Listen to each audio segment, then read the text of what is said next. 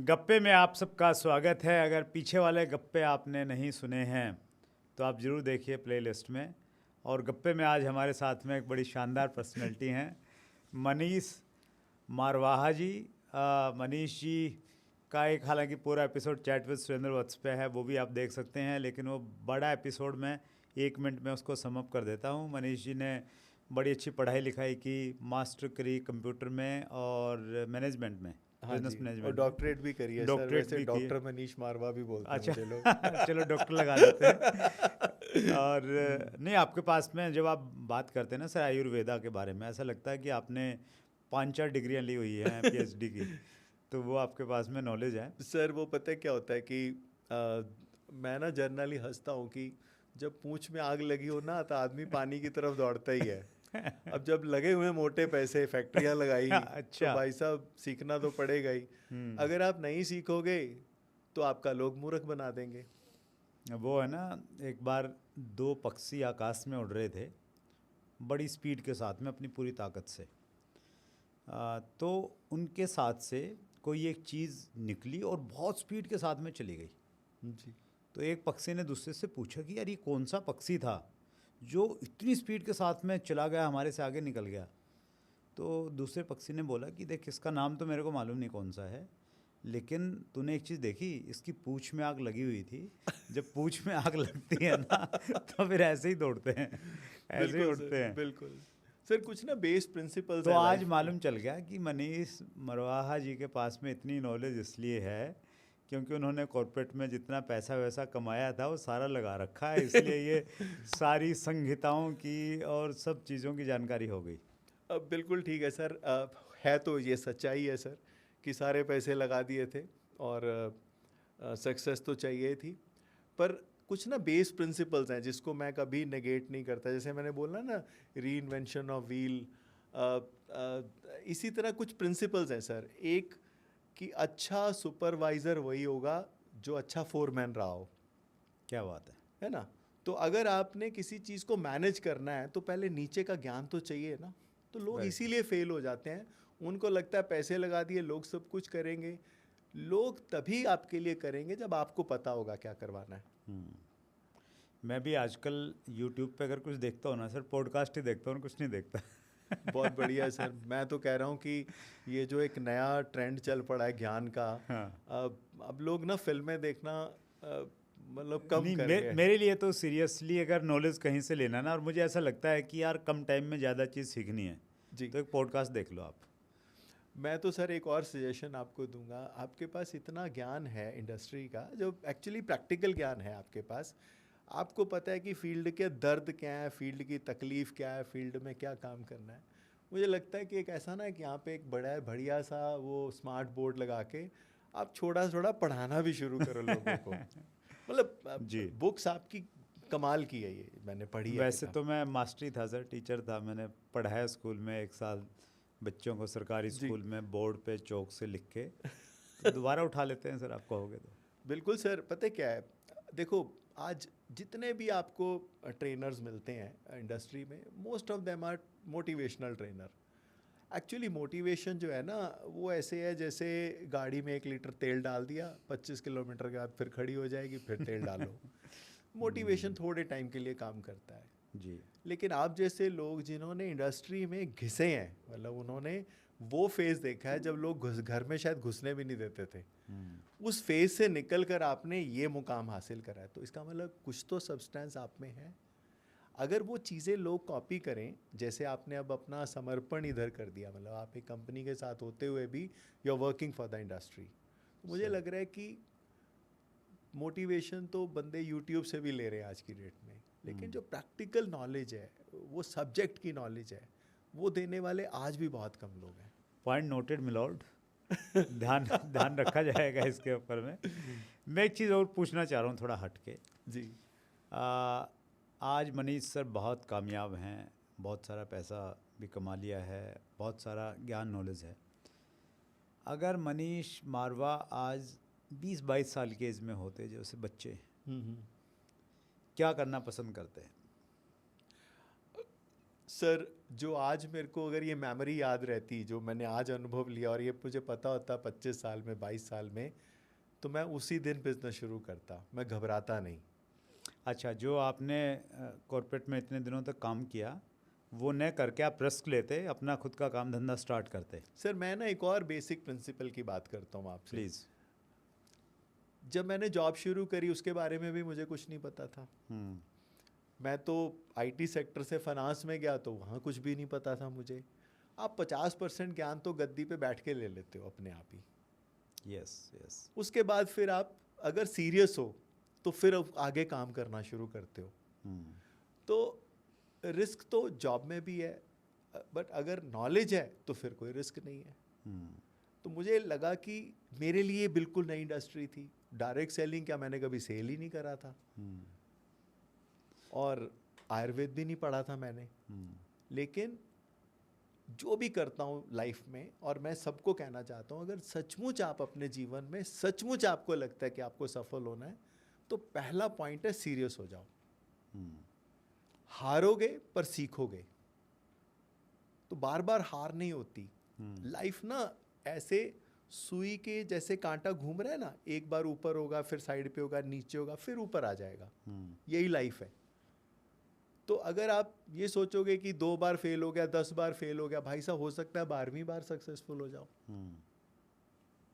तो सर जो भी डायरेक्ट सेलिंग में काम करना चाहते हैं तो पहले तो गुर्दे लोहे के बना लो। थोड़ा मनीष तो सीरियस बातों से बाहर आते हैं एक बार निकल। हाँ जी। क्योंकि गप्पे हमारा प्रोग्राम है तो ऐसा लग रहा है तो ज्ञान पेलने लग गए हमें। हाँ जी। तो ज़िंदगी को कितना सीरियस लेना चाहिए? सीरियस लेना चाहिए या मस्ती के साथ में चलते रहो, सब हो जाएगा, ठीक हो जाएगा? मतलब क्या बैलेंस रखें, क्या रखें, क्या होना चाहिए? सर मैं जितना ज़िंदगी को समझाऊँ, कुछ भी परमानेंट नहीं है सर। सब चीज़ें टेम्परेरी हैं। तो इसलिए बहुत ज़्यादा सीरियस तो लेने की ज़रूरत ही नहीं है। मतलब आप मरे जा रहे हो उसके पीछे, ऐसा नहीं होना चाहिए। आपको ज़िंदगी के बाकी आयाम पे भी काम करना चाहिए। अब ये जैसे आपसे बात हो रही थी बाहर, अभी आप हिमालय के वो माउंट एवरेस्ट के बेस कैंप पे गए। मैंने कई पिक्चर देखी, आप कहाँ कहाँ घूम रहे होते हो। मुझे लगता है कि जो कर रहे हो उसको सीरियसली करो, लेकिन बाकी मज़े मत छोड़ो ज़िंदगी के। उसको भी इंजॉय करो। कुछ भी परमानेंट नहीं है यहाँ पे, सब थोड़े समय के लिए है और फिर आगे निकल जाएगा। मेरी इसमें मेरी क्या कहेंगे उसको, थ्योरी बोलेंगे। मेरी थ्योरी ये है सर कि ज़िंदगी में 5-7 साल तो है ना, आपको ये काम चुन के उसमें जान लगा दो। इतना पागलपन, इतना जुनून कि और आपको कुछ दिखे नहीं। और मुझे ऐसा लगता है, मेरा प्रैक्टिकल, मैंने खुद भी ऐसा किया है। 5-7 साल अगर एक बंदा लगा देता है ना सर कहीं पे, वो कहीं ना कहीं तो पहुंच जाता है और वो इतना कमा लेता है या एक ऐसा बेस बना लेता है, फिर उसको कमाई की बहुत ज़्यादा टेंशन नहीं रहती है, वैसा वो बन जाता है और फिर आप बाकी की ज़िंदगी अपनी शर्तों पे जियो। बिल्कुल ठीक कह रहे हैं। मेरे को लग रहा है ये सर की जो बात है ये एकदम 100% सच है। आप जो लाइफ में बड़ा बनना है तो भाई 5 साल सीरियस हो जाओ। मतलब इसको बोलते हैं ना, गधे की तरह काम करो। हाँ। फिर इधर उधर मत देखो और फिर लाइफ को तभी आप एंजॉय कर पाओगे। नहीं तो उसी चक्कर में थोड़ा थोड़ा करते रहोगे तो सारी ज़िंदगी पिसते रहोगे।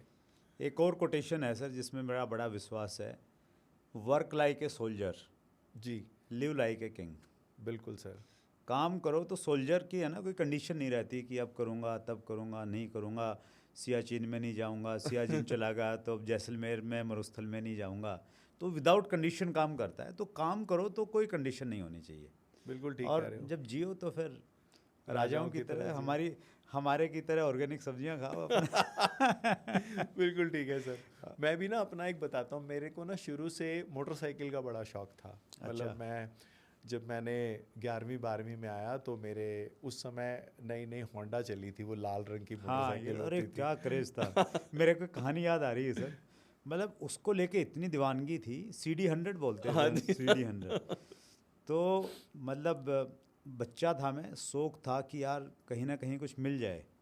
तो हमारे घर पे गांव में एक मेहमान आए और वो आके अंदर चाय पीने के लिए बैठे और गलती से वो बाइक में चाबी लगाई छोड़ गए।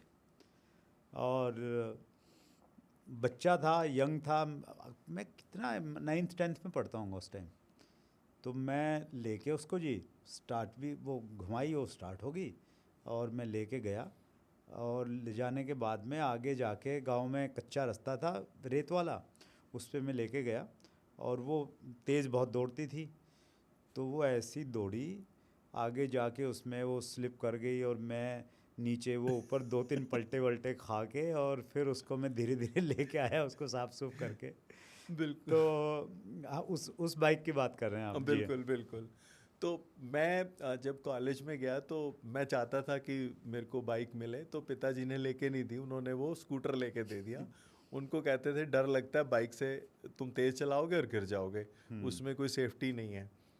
तो अब वो चीज़ हमेशा जहन में रही कि कॉलेज में कार मिल गई मुझे, उसके बाद मैं गाड़ी चलाता गया, ज़िंदगी में बाइक नहीं चलाई। अब इस उम्र में आ गए तो फिर मेरे को लगा कि यार बुढ़ापा और बूढ़े होके रिग्रेट रहेगा, तो बेटा बाइक खरीदनी है। तो अच्छा। अभी कुछ 1 महीना पहले मैं ऑफिस में स्टाफ के साथ बैठा हुआ था, तो मैं ऐसे ही लंच पे बैठे बैठे जिक्र करा कि भाई एक सपना ज़िंदगी का रह गया, मैंने मोटरसाइकिल नहीं चलाई। हाँ। सभी लोग खड़े हो गए, कहते सर अभी खरीद के आएंगे। क्या बात है। सर उसी समय हम निकले और एक सुपर बाइक मैंने खरीदी है 650 सीसी वाली।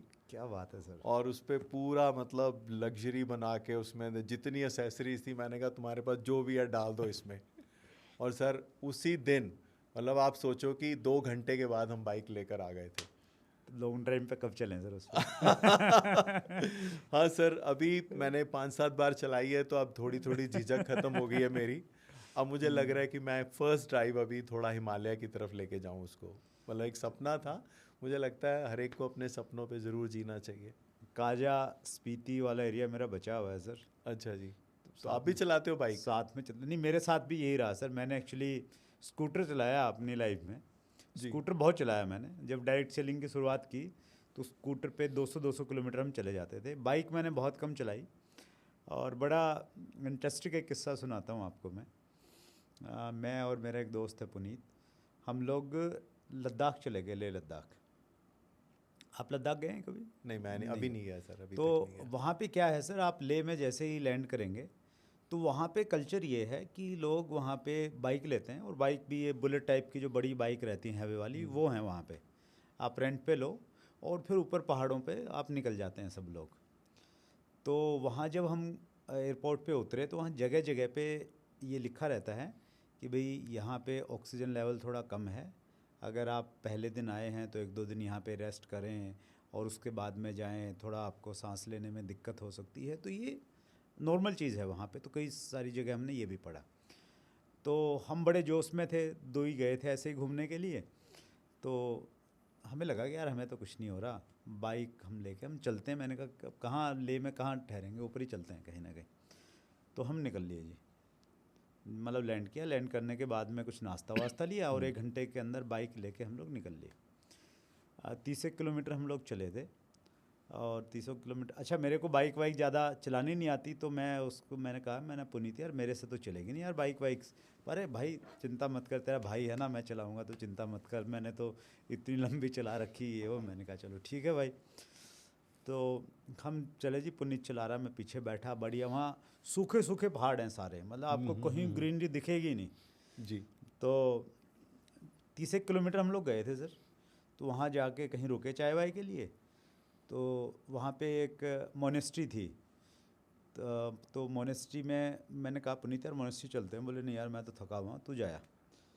तो वो वहीं पे बैठ गया। मैं मोनेस्ट्री में जैसे ही जाके आया, मतलब गया ही था, उसका फ़ोन आ गया कि यार मेरी तो तबीयत ख़राब हो रखी है, तू जल्दी आया। तो मैं जल्दी जल्दी फटाफट नीचे आया तो देखा वो परेशान हो रहा, वोमिटिंग वगैरह आ रही। बोले हेडेक हो गया। बोले मेरे को तो लग रहा है यार मेरे अंदर है ना ऑक्सीजन की कमी हो गई। और जब आपके दिमाग में कोई चीज़ आती है ना तो फिर वैसे ही थॉट्स क्रिएट होते हैं। यस। मैंने कहा नहीं यार ऑक्सीजन की कहाँ, मेरे को कुछ नहीं हुआ, तेरे को कैसे कुछ हो जाएगा। मैंने कहा तू तो वैसे भी 5-7 साल छोटा है मेरे से, तो ऐसे करके मैं उसको मोटिवेट कर रहा। तो बोले नहीं नहीं, कुछ ना कुछ तो दिक्कत है ये वो। अरे नहीं भाई, ऑक्सीजन की कमी होगी, इमरजेंसी कुछ बुलाओ बुलाओ बुलाओ। तो मैंने ना जी गाड़ी वाड़ी, मैंने कहा बाइक पे बैठ जाते। बोले नहीं नहीं, बाइक पे नहीं बैठा जाएगा। तो मैंने रोड पे गाड़ी रुकवाई, सुमो, और 6-7 लड़के थे उसमें। मैंने कहा भाई इमरजेंसी है, इनको हॉस्पिटल में लेके जाना है। तो उसमें उनको बिठाया, और बुलेट फिर वो तो बाइक पे लेके चले, उसको गाड़ी में लेके चले गए। मुझे लगा यार मेरे को चलानी पड़ेगी ये तो। और मैं आइडिया तो था ही, स्कूटर चला रखा था, लेकिन वो बहुत ज़्यादा एक्सपीरियंस नहीं था। तो मैंने मनीष जी चलाई, बुलेट थी मेरे ख्याल से वो। जी। तो बुलेट वैसे भी भारी रहती है, तो मैंने चलाई, और चलाई भी स्पीड से चलाने की कोशिश करूँ मैंने कहा यार भाई को पता नहीं कहाँ लेके चले जाएंगे पता नहीं क्या हालत है। तो बाइक चलाई, बीच बीच में वहाँ पे ना मिट्टी बहुत है, रेत आ जाता है रोड पे, तो रेत आ जाता है तो फिर वो स्लिप स्लिप करने लग जाती है। तो वो मेरी लाइफ की सबसे टिपिकल वाली राइड थी तो आपको लगता है दोबारा करोगे आप? नहीं, उसके बाद में अच्छा बड़ा इंटरेस्टिंग किस्सा है ये। अब वो गाड़ी में बैठा हुआ है, बाद में उसने बताया, बोले मैं वहाँ पे गाड़ी में बैठ के ना मैं प्राणायाम कर रहा हूँ, ऑक्सीजन का लेवल बढ़ा रहा हूँ अपना। और बोले वहाँ पे एक छोटा सा हॉस्पिटल था सरकारी, वहाँ पे जाके उन्होंने उतार दिया। तो बोले मैं वहाँ पे उतरते ही बोला इमरजेंसी इमरजेंसी इमरजेंसी है, इमरजेंसी कहाँ है? बोला इमरजेंसी ढूंढ रहा हूँ। बड़ा इंटरेस्टिंग किस्सा है मनीष जी। तो वो वहाँ पे गए तो बोले इमरजेंसी में बाद में जाना, पहले पर्ची कटवाओ 10 रुपए की। तो बोले 10? बोले तुम 500 लो, मेरे को जल्दी अंदर भेजो। तो अंदर गए, अंदर डॉक्टर बोला क्या हुआ? बोले ऑक्सीजन ऑक्सीजन सिलेंडर लाओ, ऑक्सीजन सिलेंडर लाओ। बोले हुआ क्या? बोले ऑक्सीजन की कमी कमी कमी हो रही है। तो बोले पहले चेक करेंगे। तो डॉक्टर ने चेक किया, चेक करने के बाद बोला कि तुम्हारे अंदर ऑक्सीजन ज़्यादा हो रखी है मतलब उसने पहले से ले रखी थी हाँ ऑक्सीजन। हाँ, बोले ज़्यादा है, कम कहाँ है? तो फिर वो थोड़ा सा रिलैक्स हुआ, नॉर्मल हुआ। फिर उसने बताया कि भाई ऐसे ऐसे कहानी बनी पूरी की पूरी। तो वो जो बाइक चलाने का किस्सा है ना सर, वो हमेशा मुझे याद रहता है। तो फिर एक दिन इकट्ठे चलते हैं सर। आपके साथ बहुत सारी चीज़ें और भी सीखने को मिलेंगी। मेरा भी, मैं भी अभी जो ज़िंदगी जी रहा हूँ ना मनीष जी, आजकल स्पेशली मैं बचपन वाली ज़िंदगी जी रहा हूँ। जैसे आपका ये था ना यार, बाइक नहीं चलाई कहीं ना कहीं। मुझे भी बड़ा मन था कि यार स्पोर्ट्स में पार्टिसिपेट करूं, खेलूं कहीं ना कहीं। तो सरकारी स्कूलों में उस प्रकार की फैसिलिटीज़ नहीं रहते थे, गांव में कुछ ग्राउंड्स नहीं रहते थे। तो आजकल मैं खूब उछल कूद करता रहता हूँ बच्चों की तरह, बैडमिंटन खेलता हूँ। पीछे वो आगे नहीं यार, ये है ना टेनिस भी खेलना है, तो टेनिस का एक कोच मैंने हायर किया, टेनिस खेलना शुरू कर दिया। फिर बढ़िया। स्पोर्ट्स के वो रैकेट वैकेट लेके आया, कभी हम लोग टीटी खेलने लग जाते हैं।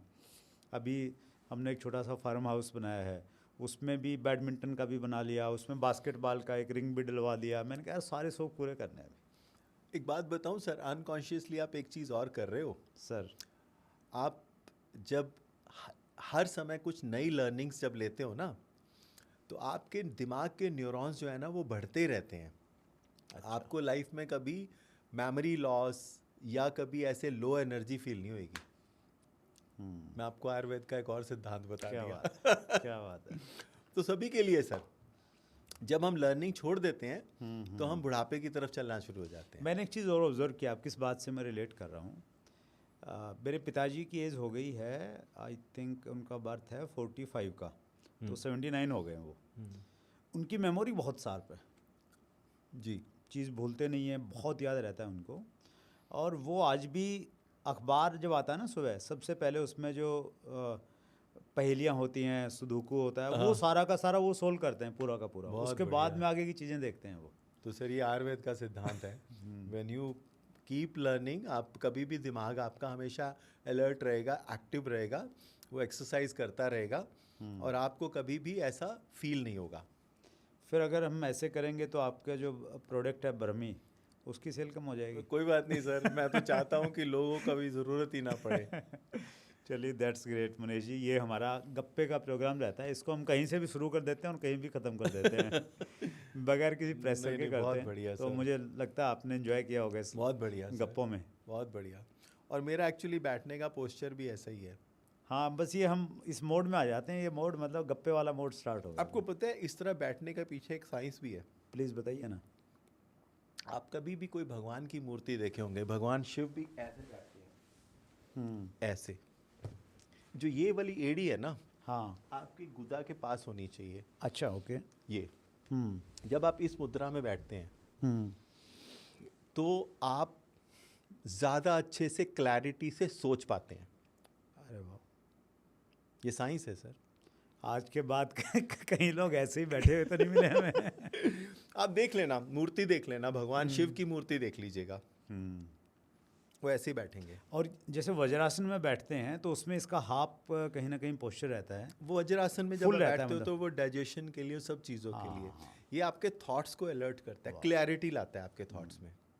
मतलब जो कंफ्यूज हैं, कुछ आगे को लेके प्लान कर रहे हैं, तो इस मुद्रा में बैठ जाइए। आप helpful कभी भी रहेगा। सर इस मुद्रा में बैठ के बात करना, आप देखोगे कि आपके थॉट्स बहुत क्लियर होने शुरू हो गए। क्या बात है। नहीं, बहुत सारी चीज़ें बहुत साइंटिफिक थी सर हमारे प्राचीन इतिहास में और आयुर्वेदा में। उनको हालांकि साइंस से उस प्रकार से जोड़ के नहीं देखा जाता था, धर्म से ज़्यादा जोड़ देते थे जी। ताकि लोग जल्दी उससे कनेक्ट करें और उस डर के मारे उसको करने लग जाएं, लेकिन चीज़ें बहुत साइंटिफिक थी। बिल्कुल है सर। तो ये मैं आपको बता रहा हूँ, आप कभी भी पूजा में, अब तो हटा देना ये। नहीं, चल रहे ना, चल गप्पे अच्छा, चल रहे चल हैं। रहा अरे है। ये तो लाइव है सर एपिसोड हमारा। मैं तो ये कह रहा हूँ कि हाँ जब आप कभी पूजा में बैठें, हाँ। या इवन आपने सदगुरु को देखा कभी ऐसे, वो भी ऐसे ही बैठते हैं। अच्छा। हाँ जी। ध्यान आ रहा है मुझे कुछ। आप देखिएगा, लेफ्ट जो आपका है ये यहाँ होना चाहिए नीचे, हाँ, और एक टांग आपकी नीचे होनी चाहिए। आप सदगुरु को इसी पोजीशन पे बैठ के प्रवचन करते देखोगे। जब आप इस तरह से बात करते हो, आपके थॉट्स क्लियर होने शुरू हो जाते हैं, आपकी वाणी में क्लैरिटी आनी शुरू हो जाएगी। That's great. और जब पूजा करो इस आसन में बैठ के, जब अगर आप चेयर पे बैठते हो, नीचे बैठते हो तो आसन लगा के बैठते हो, अगर चेयर पे बैठते हो तो इस आसन में बैठ के आप पूजा करनी शुरू करो, आप ऑटोमेटिकली आपको फोकस होना शुरू हो जाएगा। That's great. लोगों को ये लगेगा कि आज डॉक्टर मनीष की जगह महाराज मनीष गप्पों के कार्यक्रम में मेरा थे। एक्चुअली प्रोफेशन तो अध्यात्म ही है। मैं और कुछ नहीं करूँगा ना लाइफ में, जी। तो I will go for this अध्यात्म, फ्री में। That's great sir. God has been kind to me जी। और भगवान आप सबको बहुत खुश रखे और सब आप अपने अपने सपने पूरे कर पाएँ, यही मेरी दुआ है sir. Thank you so much sir. गप्पों में समय निकालने के लिए बहुत बहुत धन्यवाद सर, मुझे यहाँ तक बुलाने के लिए, अपॉर्चुनिटी देने के लिए आपका भी बहुत बहुत धन्यवाद। सो जय हिंद दोस्तों। Thank you.